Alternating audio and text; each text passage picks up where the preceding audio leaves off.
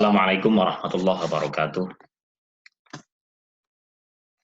Alhamdulillah kita ketemu lagi dalam mata kuliah Hukum Peradilan Militer.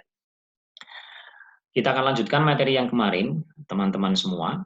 Langsung saja, kemarin kita sudah sampai membahas tentang tingkatan-tingkatan atau susunan pengadilan di pengadilan militer. Ada pengadilan militer, pengadilan militer tinggi, pengadilan militer utama, dan pengadilan militer pertempuran, serta nanti di akhirnya akan masuk ke kasasi, yaitu Mahkamah Agung. Kita akan bahas bab yang ketiga, yaitu susunan dan kekuasaan auditorat. Kemarin sahabat-sahabat, teman-teman semua sudah tahu auditorat itu siapa. Auditorat adalah melaksanakan kekuasaan pemerintah negara di bidang penuntutan dan penyidikan. Saudara bisa lihat di halaman depan, auditorat adalah, gitu ya. Di sini ada, saudara bisa lihat di ketentuan umumnya.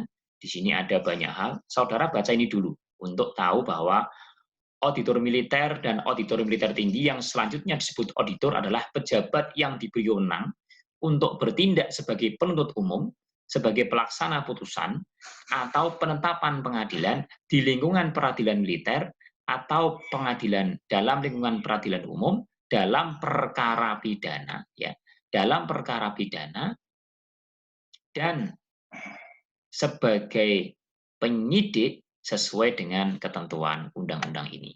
Jadi begitu ya. Jadi kalau bicara tentang pengadilan militer ya itu. Kemudian ini ada istilah-istilah lain, atasan yang berhak menghukum adalah atasan langsung yang mempunyai wewenang untuk menjatuhkan hukuman disiplin. Gitu ya. Hukuman disiplin ya berbeda dengan tindak pidana, ini berbeda. Atasan yang berhak menghukum. Perwira penyerah perkara adalah perwira yang oleh atau atas undang-undang ini mempunyai wewenang untuk menentukan suatu perkara pidana yang dilakukan oleh prajurit Angkatan Bersenjata Republik Indonesia yang berada di bawah wewenang komandonya diserahkan kepada atau diselesaikan di luar pengadilan dalam lingkungan peradilan militer atau pengadilan lingkungan peradilan umum. Jadi itu ya, itu ada istilah atasan yang berhak menghukum. Oke, kita lanjutkan tadi di dalam auditor.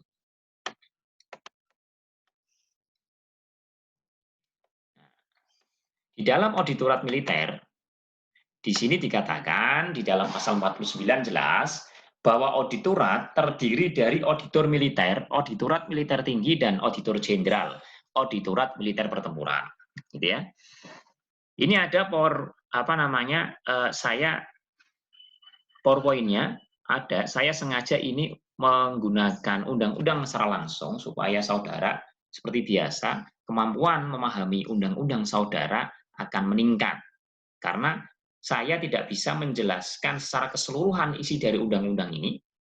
Beberapa hal akan saya lompati, begitu ya. Akan saya lompati karena saya yakin saudara ketika membaca dipahami dengan baik, didiskusikan dengan teman-teman, yang belum paham tanya dengan saya atau dengan temannya yang sudah paham, nanti saudara akan paham dengan sendirinya. Oke, demikian ya. Jadi auditor terdiri dari auditor militer tinggi, auditorat jenderal, dan auditorat militer pertempuran. Di sini susunan organisasinya, kewenangannya, dan lain sebagainya, cara menjadi auditornya bagaimana, kemudian untuk dapat diangkat menjadi auditor militer itu harus memenuhi syarat apa, dan lain sebagainya. Bahkan sampai sumpah janji auditor seperti apa, itu ada semua di pasal ini. Ya, di dalam pasal 49 sampai bawah. Nah, ini silakan dibaca sendiri. Saudara bisa lihat bagaimana kekuasaannya. Saya akan masuk langsung ke bab 4, yaitu hukum acara pidana militer. Teman-teman semua, hukum acara pidana pada intinya prosesnya sama dengan hukum acara pidana di peradilan, di justisiabel sipil atau pengadilan umum.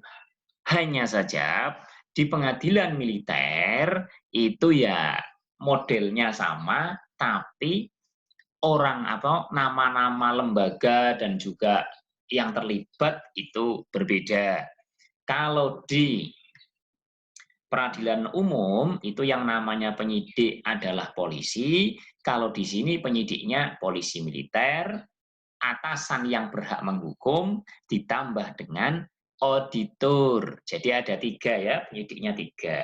Kemudian penyidik pembantu itu kalau di pengadilan di pengadilan umum itu juga ada polisi juga yang belum memenuhi kepangkatan atau belum diangkat penyidik, biasanya difungsikan sebagai penyidik pembantu.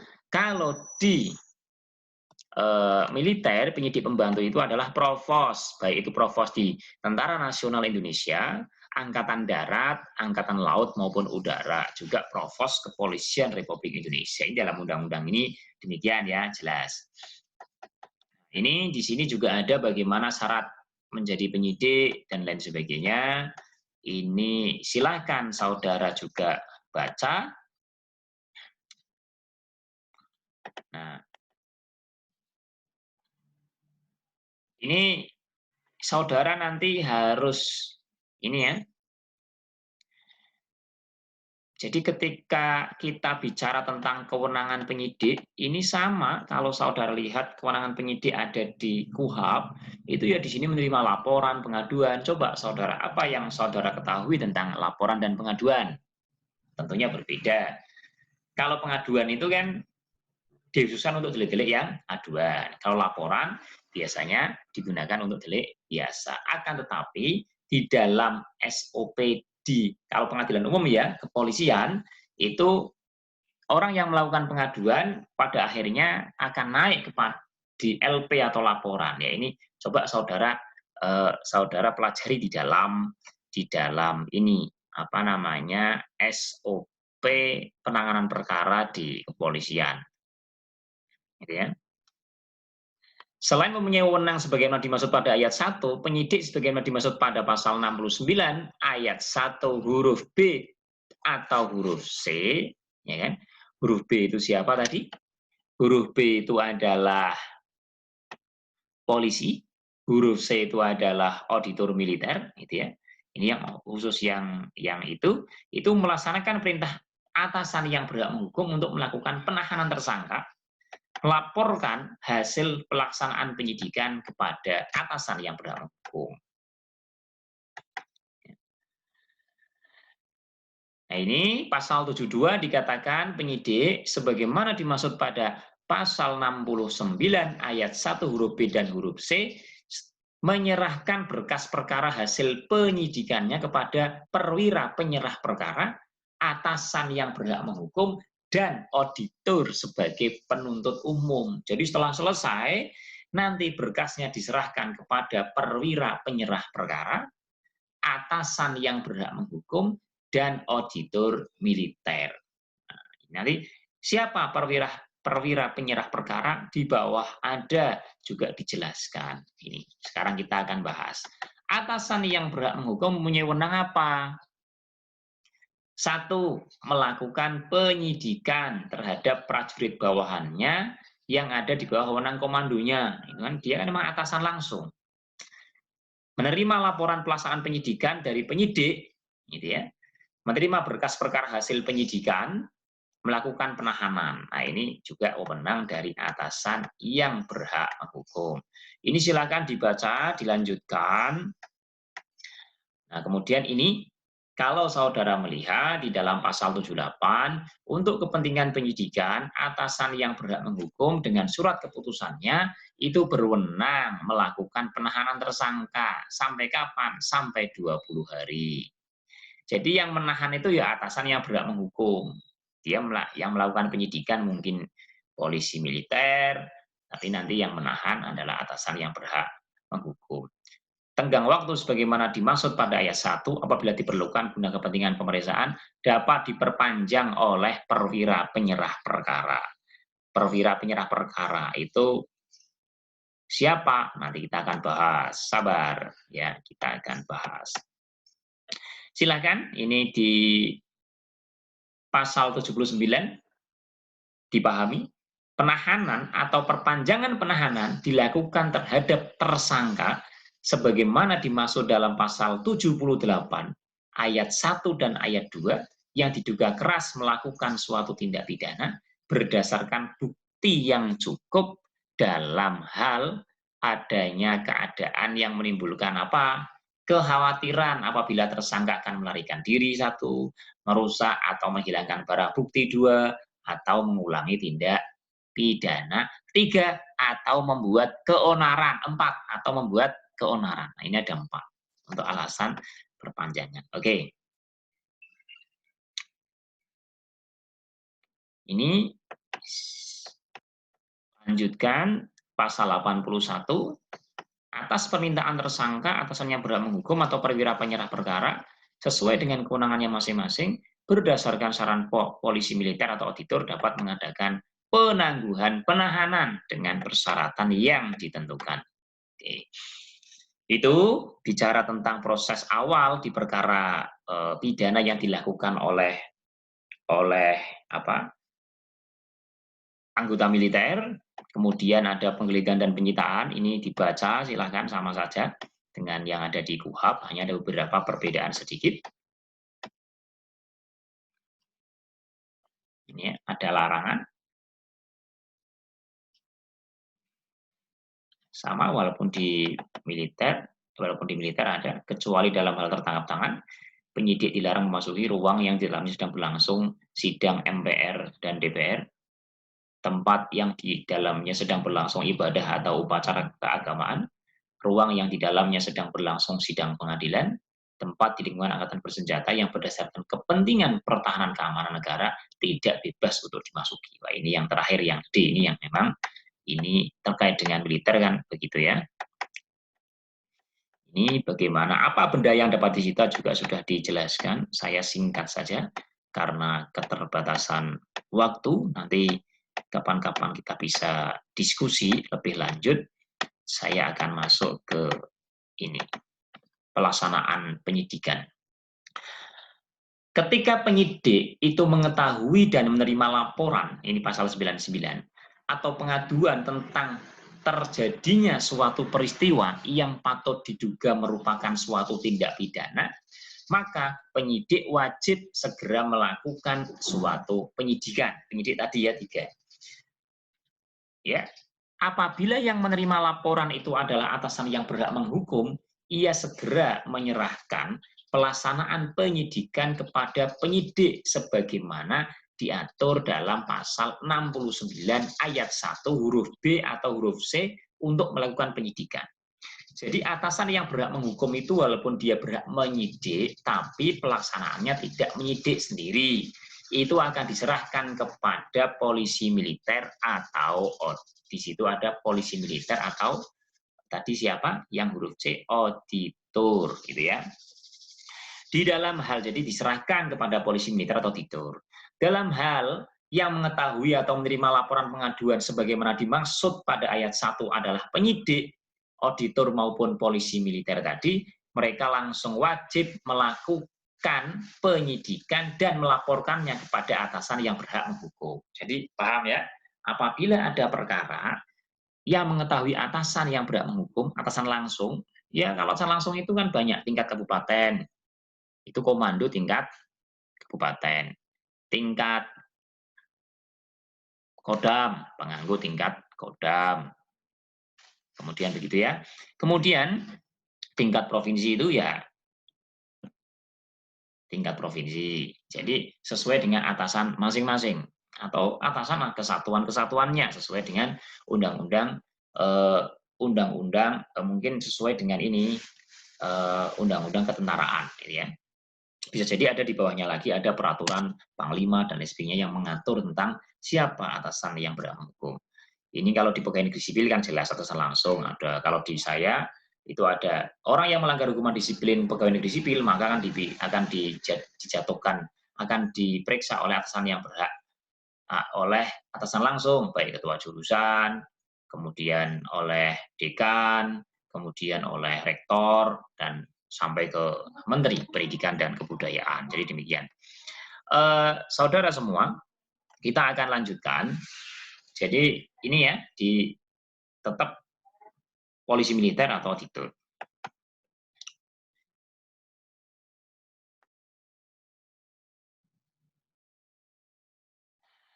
Jadi atasan yang berhak menghukum itu ya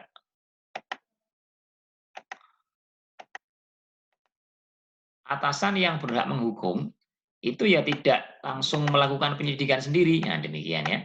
Jadi diserahkan. Kalau memang diketahui oleh atasannya berhak menghukum, maka langsung merintah kepada penyidik. Apabila diketahui oleh penyidik, maka dia langsung melakukan penyidikan, tapi segera melaporkan kepada atasan yang berhak menghukum. Ini pasal 100, silahkan dibaca intinya itu. Kemudian pasal 101, coba saudara bisa lihat secara teliti.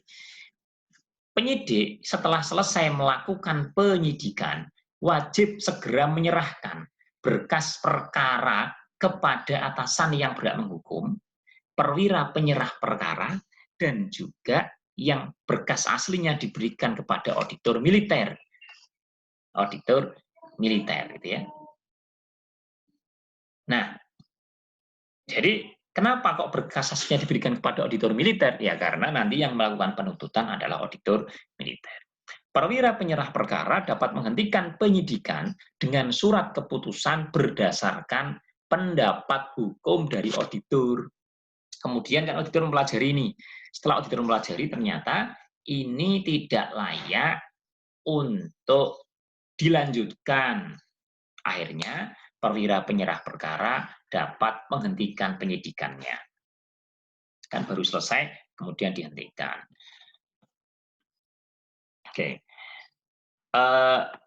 Kemudian, ini bicara tentang tertangkap tangan, kita akan langsung saja sekarang masuk ke sini. Tadi kan diserahkan kepada perwira penyerah perkara, atasan yang berhak menghukum, atau auditor, gitu ya. Ini catatan ini saudara baca selanjutnya. Kemudian setelah itu bagaimana? Ini kita akan lihat bagaimana siapa itu yang dimaksud dengan perwira penyerah perkara. Nah, ini 121 bahwa semua biaya yang dikeluarkan dalam hal penyidikan ya ditanggung oleh negara, jelas ya. Sekarang kita akan lihat bagian kedua, penyerahan perkara. Perwira penyerah perkara adalah panglima, ini panglima. B, yang kedua adalah Kepala Staf TNI Angkatan Darat, Kepala Staf TNI Angkatan Laut, dan Kepala Staf TNI Angkatan Udara, dan Kepala Kepolisian Negara Republik Indonesia. Oh, mohon maaf, ini dulu kenapa kok polisi itu masuk di sini? Karena persoalannya polisi itu dulu itu belum dipisahkan dari tentara. Ya ini kan tahun 97, ini masih belum reformasi. Setelah tahun 98, 99, akhirnya polisi punya undang-undang yang tahun 2002 itu bahwa polisi dipisahkan dari tentara, sehingga masuk lingkup peradilan sipil, sehingga ini tidak masuk nanti ya. Sudah tidak masuk lagi. Ini kan karena dari tadi ada polisi-polisi itu karena memang karena memang polisi masih menyatu dengan tentara pada saat ini. Oke. Perwira penyerah perkara, sebagaimana dimaksud pada ayat 1, dapat menunjuk komandan atau kepala kesatuan bawahan masing-masing, paling rendah setingkat dengan komandan komando resor militer, untuk bertindak selaku perwira penyerah perkara. Jadi, karena perwira penyerah perkara itu kan jabatan tertinggi di dalam ketentaraan, maka dia bisa menunjuk komandan setingkat komandan komando resor militer. Nah, apa wewenangnya perwira penyerah perkara? Ini wewenangnya sangat banyak, ada memerintahkan penyidik untuk melakukan penyidikan sampai menutup perkara demi kepentingan hukum. Nah, sekarang kita akan lanjut saja ke 100 pasal 124. Tadi kan di depan sudah ketika itu perkara sudah dimasukkan, sudah selesai diberikan kepada 3 orang ya. 1 perwira penyerah perkara, atasan yang berhak menghukum, dan aslinya diberikan kepada auditor. Nah, setelah auditor menerima hasil penyidikan dari penyidik, kemudian segera dipelajari. Setelah dipelajari, menentukan apakah hasil penyidikan sudah lengkap atau belum lengkap. Ini kalau dalam hukum acara pidana, di sana ada yang namanya pra-penuntutan. Ini P19 atau P21, itu kalau di dalam kepolisian. P19 berarti belum lengkap, dikembalikan kepada penuntut, kepada penyidik. Kalau P21 berarti sudah lengkap dan akan dilanjutkan penuntutan di sidang pengadilan. Dalam hal persyaratan formal kurang lengkap, auditor meminta supaya penyidik segera melengkapinya. Apabila hasil penyidikan ternyata belum cukup, auditor melakukan penyidikan tambahan. Jadi kalau belum cukup, auditor kalau dia bisa menyerahkan kepada penyidik untuk melengkapinya, atau dia juga melakukan penyidikan tambahan untuk melengkapi atau mengembalikan berkas perkara kepada penyidik disertai petunjuk tentang hal-hal yang harus dilengkapi. Jadi auditor melakukan penyidikan tambahan untuk melengkapi. Jadi dilengkapi sendiri atau mengembalikan kepada penyidik disertai dengan petunjuk. Ini namanya adalah pra-penuntutan kalau dalam hukum acara pidana yang sipil umum.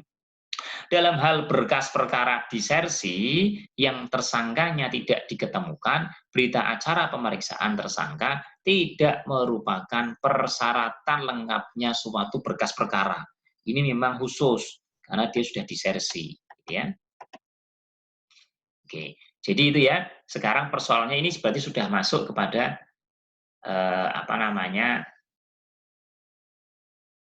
auditor militer. Ini sudah.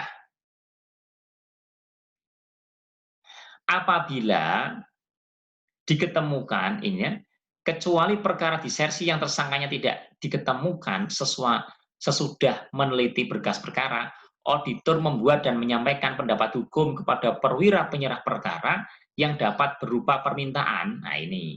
Jadi setelah itu auditor kan meneliti. Setelah meneliti, maka berkas perkara selesai diteliti, kemudian auditor menyampaikan kepada perwira penyerah perkara disertai permintaan, nah itu satu, perkara diserahkan kepada pengadilan, mohon perwira perkara dapat menyerahkan kepada pengadilan, atau yang kedua, diselesaikan menurut hukum disiplin prajurit, yang ketiga, atau ditutup dengan kepentingan hukum, kepentingan umum, atau kepentingan militer. Jadi ada 3 ya.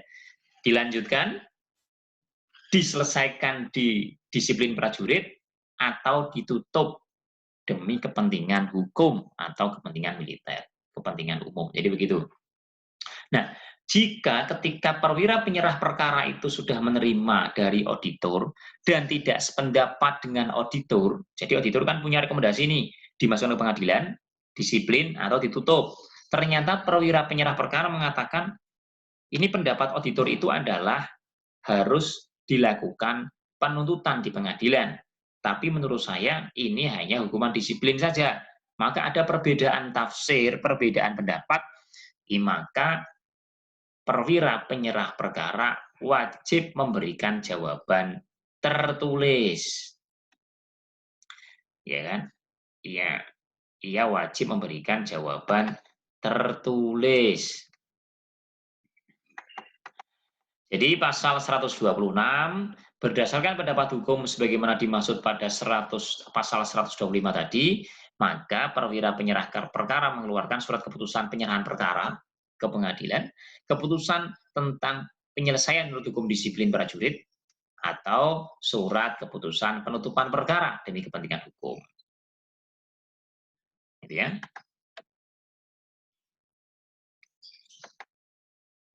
Nah, ini pasal 127 itu menjembatani apabila ada perbedaan, maka apabila tadi ada perbedaan pendapat antara perwira penyerah perkara dengan auditor, maka ini akan diselesaikan di mana perbedaan pendapatnya akan diselesaikan di pengadilan militer utama dalam sidang. Jadi demikian ya, pengadilan militer utama.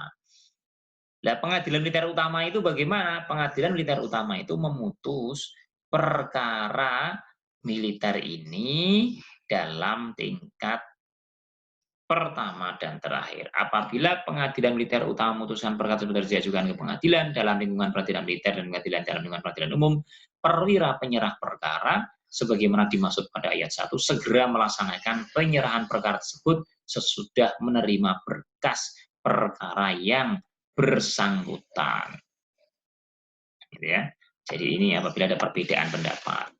Oke, jadi ini sudah masuk. Kemudian kita akan melihat di sini kalau itu sudah mau masuk pengadilan, gitu ya. Mau masuk pengadilan, maka baru di sini akan dikatakan auditor dapat menggabungkan dan membuatnya dalam suatu surat dakwaan. Dalam satu surat dakwaan apabila pada waktu yang sama dan hampir bersamaan ia menerima berkas perkara dalam hal tindak pidana dilakukan oleh orang yang sama dan kepentingan pemeriksaan tidak dijadikan halangan terhadap penggabungannya. Beberapa tindak pidana yang bersangkut paut satu sama yang lainnya. Beberapa tindak pidana yang tidak bersangkut paut dengan satu dengan yang lain, tapi satu dengan yang lainnya itu ada hubungannya. Yang dalam ini penggabungan tersebut perlu untuk kepentingan pemeriksaan.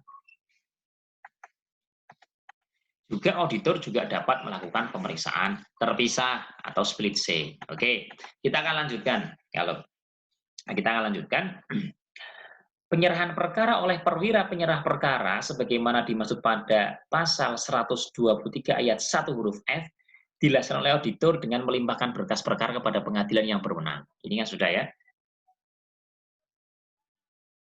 Setelah perwira penyerah perkara mendapat dari auditor tadi pendapat bahwa ini adalah layak untuk masuk ke pengadilan, maka perwira penyerah perkara itu menyerahkan perkara kepada pengadilan, tapi siapa yang melaksanakan adalah auditor. Jadi auditor langsung silakan auditor untuk diserahkan ke pengadilan dan disertai surat dakwaan, gitu ya.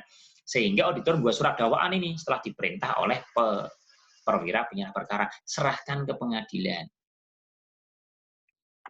Nah, jadi bagaimana surat dakwaannya? Ini di pasal 130 ada. Kemudian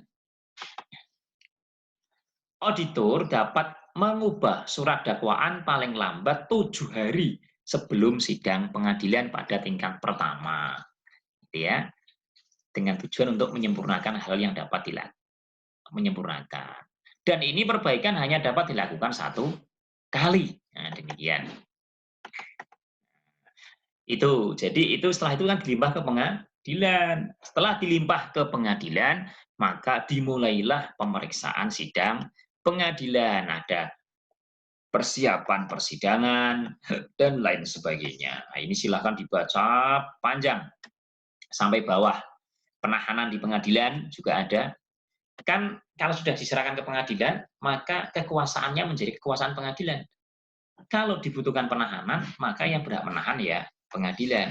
Walaupun nanti pada pelaksanaannya mungkin akan diserahkan kepada auditor untuk menahan, tapi statusnya adalah penahanan di tingkat pengadilan, itu ya. Ini juga ada perpanjangannya siapa, pemanggilan di pengadilan bagaimana.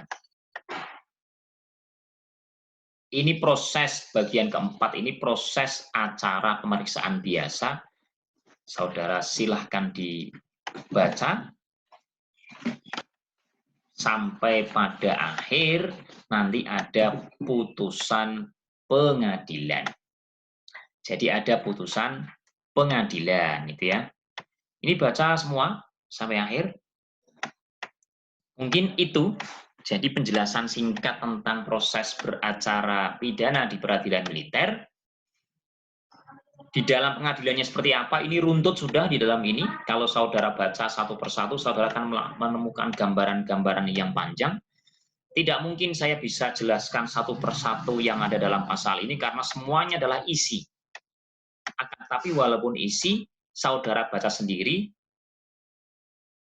eh, insya Allah faham, akan faham itu ya.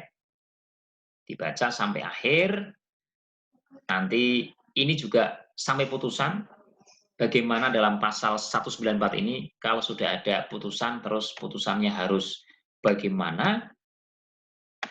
Nah, nanti pertemuan di akhir kita akan membahas tentang acara pemeriksaan koneksitas dan lain sebagainya, gitu ya. Jadi ini